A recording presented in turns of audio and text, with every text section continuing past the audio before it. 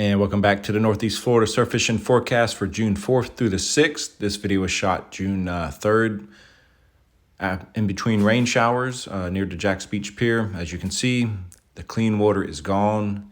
It's dirty, and the beach and the water is covered in seaweed, guys. Not good. And it's coming up in Ponte Vedra and St. Augustine as well. So we're going to talk about that and what it might mean for those of us who want to fish this weekend. Seaweed is the enemy of surf fishermen around. Like I was saying, actually the seaweed, Wednesday afternoon around 4 or 5 o'clock, we got some pictures from Sandy. She works on the pier. She's actually operates one of the cranes, and she sent a picture and said, here comes the seaweed, and there were massive clumps of it moving in towards the surf. And wake up today, seaweed has completely covered the beach. It's in the water, and the water's dirty. Not a good combination, guys. Tuesday and Wednesday, the water was gorgeous. Absolutely gorgeous. There was redfish being caught, pompano, whiting, spots, croakers, Spanish mackerel, bluefish, speckled trout, all up and down the surf, as well as quite a few sharks, 4 and 5 foot sharks. Now it's dirty and a strong south to north current here in Jack's Beach and Ponte Vedra. If you want to get out of that current, I would suggest maybe Huguenot or Little Talbot. Don't know what the seaweed's doing up there, but we're going to try to find out. Tomorrow we'll, I say tomorrow, I'm filming this midnight. But Friday afternoon we'll get a video, weather permitting, of how it's looking. So if you want to fish the weekend, you'll know whether or not there's going to be a lot of seaweed. If there is, you're going to have to fish, like I said, Huguenot, Little Talbot, maybe Fernandina's safe from the seaweed. If we can get some people to give us some feedback, we'll know, and we can put it out so everyone knows. The water temperatures right now in the area are 76, a little bit warmer south around Daytona, Flagler, 78. Catching kings down there off their piers, so we'd be catching them here in Jack's Beach as well if we had our pier up. There were a lot of pogies in the surf the last few days as well.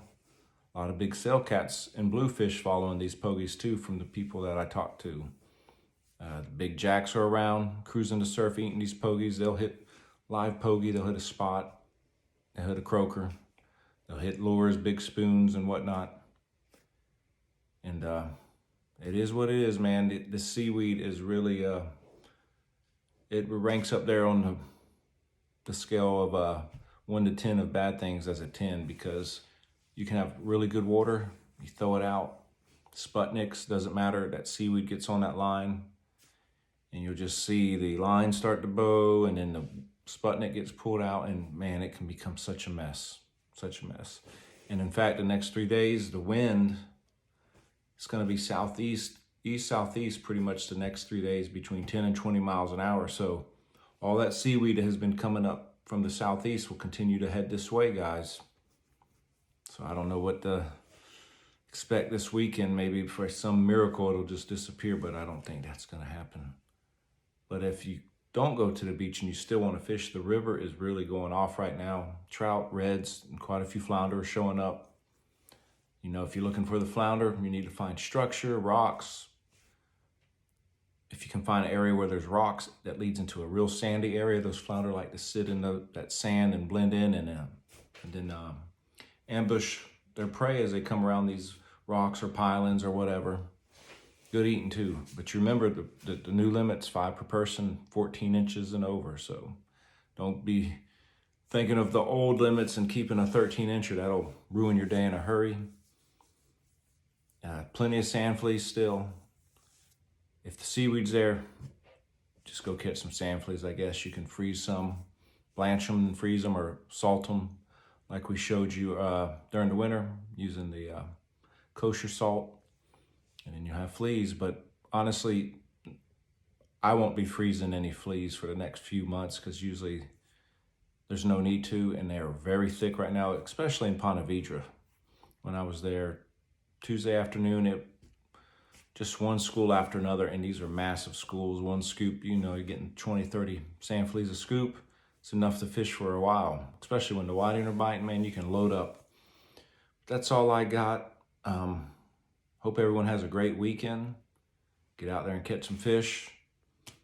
Remember, sand fleas, fresh shrimp, crab knuckles, fish bites, the different flavors, clam, coquina clam, sand flea. Bring it all. Don't ever know what the fish are going to be eating. Speckled trout are hitting lures, and also float rigs with live shrimp in the surf. But it looks like the swell, there's going to be a 2 to 3 foot swell on top of the seaweed and dirty water, so that does make it a little bit more difficult to target the trout. Pompano, like we mentioned in the picture, there was a nice pompano caught by Idel. He was further south, Play Linda area. In the Northeast Florida area right here in Jacksonville, Little Talbot, I've heard of a few reports. They have really thinned out, guys, and a buddy I talked to in North Carolina said they are tearing them up. He said big ones. So I'm afraid the majority of the bigger fish have moved north. Maybe there'll be a surprise school coming through, but it looks like for now we'll be waiting till that fall run to really get into the numbers of them again. There still are fish around, guys. Don't give up, but there's just a lot of either throwbacks or 12 to 13 inch fish. Still some big whiting coming up too. There was some 16, 17 inch whiting caught this week, which is a good size whiting and a good size fillet, and they're good for breakfast. That's my favorite to do with whiting, guys. Fish and grits in the morning. It's good eating. I think I about covered it. The redfish are hitting the crab knuckles. If you can catch a mullet, some finger mullet, they'll eat those. They'll eat shrimp, they'll eat sand fleas. It's really just hit or miss right now. The reports I've seen all week, the best report was by Steve and Cassie, where they had a bag full of whiting, and besides that, most of the reports are a few fish here, a few fish there. And if you've been surf fishing long enough, as we get into the warmer waters during the summer, it really is hit or miss. You can have 5 bad days and then bam, one good day where all kinds of fish hit, and it goes right back to the slow days again. But it is what it is. If you love the fish, it's not always about going out there and filling a cooler. It's going out there and being in the water and wetting a line. And when you look at it like that, you'll never have a bad time fishing, guys.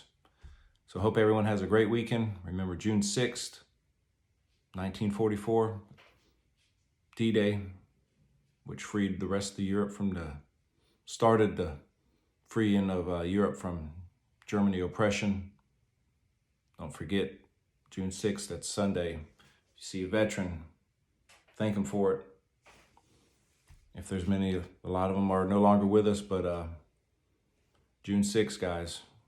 If that didn't happen, we may not be fishing here in America. We may be speaking German, but we're not, so thank God for that. Y'all have a great weekend.